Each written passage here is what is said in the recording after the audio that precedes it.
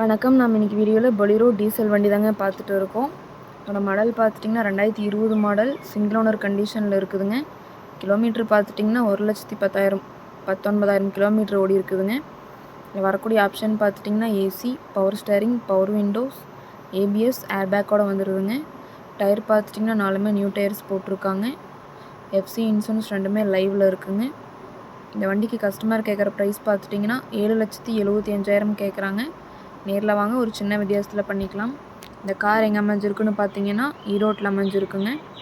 மேலும் இந்த காரை பற்றின டீட்டெயில் அப்டேட்ஸ் வேணும்னா வீடியோ கீழே கான்டாக்ட் நம்பர் கொடுக்குறேங்க.